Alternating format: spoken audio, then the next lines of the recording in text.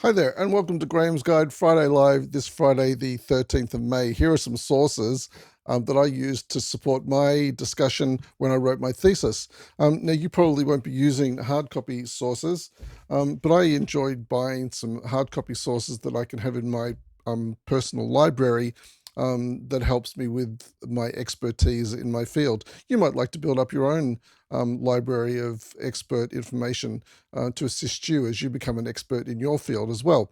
But today I want to talk about applying sources to, or using, rather, applying theory to your experience. So one of the places where I've got an example of this is in the Week 8 discussion. So if you go to the Week 8 discussion and scroll down, you'll find here um, I've got a deep focus on applying theory to experience. This first sentence does not adequately do that. It really just says that um, I've I use theory to improve my time management skills, but it doesn't really. There's no supporting evidence at all. But in this paragraph below, I've used a citation to the Future Work Skills Report and also provide an example of how um, I've used new media literacy or the skill of new media literacy to help me resolve an issue from my personal experience. And here's just a teal structured um, example of or summary of how I've done that. So I've used a topic sentence, I've provided evidence, I've applied it to my personal experience, and then I've mentioned about how I can use this I can develop this skill to help me in the future as well. So that's just an example of how you can apply theory to your experience. Um, the next thing I want to go on to is the assignment 3 discussion.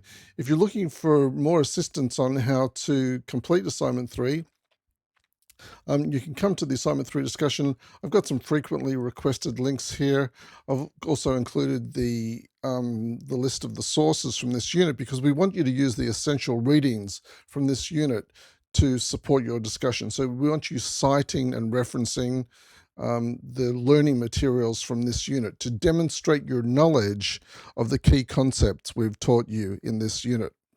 I've also provided a template. I'll click on this and see, oh, yeah, it opens pretty quickly. This text here is just a placeholder text, but the important thing here is to note that it's in Times Roman, it's in a 12-point font, it's double spaced, it's got your student number and name at the top, and you'll also have a reference list starting on a new page with all the references that you've cited in your essay. So this is just page 1 of the essay. You will have many more pages that follow, and this starts the reference list of your work. So that's the template that I provided. If you are looking for a template to help you structure or help you with the presentation and formatting of your essay. I've also provided some other information here, a short video on reflective writing. And if you scroll down, I provided a sort of a summary of what we talked about in the Collaborate session from Wednesday night. Tenure has proposed that you would have an introduction, body paragraphs, and a conclusion. These are the suggested body paragraphs that Tenure has highlighted in the Collaborate session. And below here, I've put a video on how to create a hanging indent.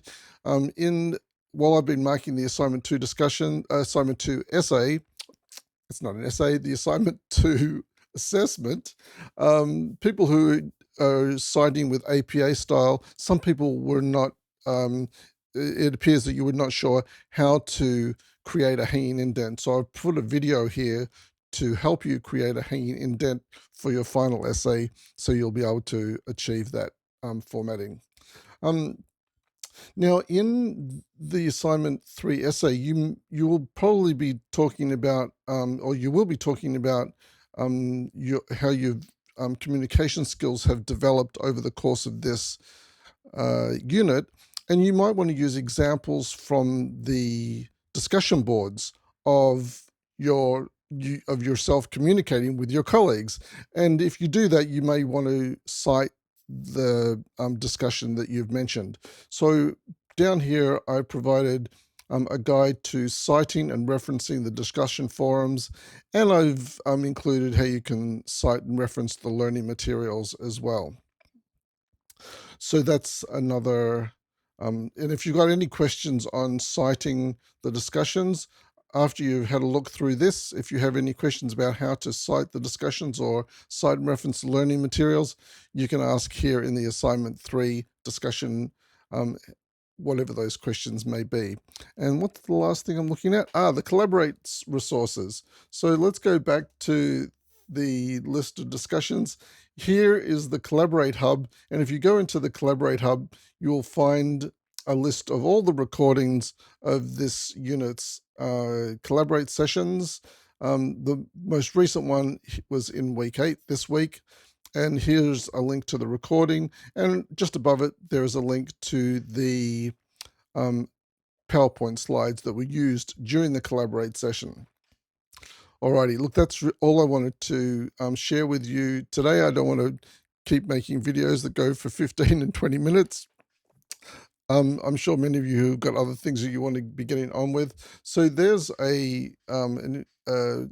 have we done? We've looked at the how to apply theory to experience, the resources that are in the assignment 3 discussion, and also the Collaborate resources. Hopefully that's useful to you.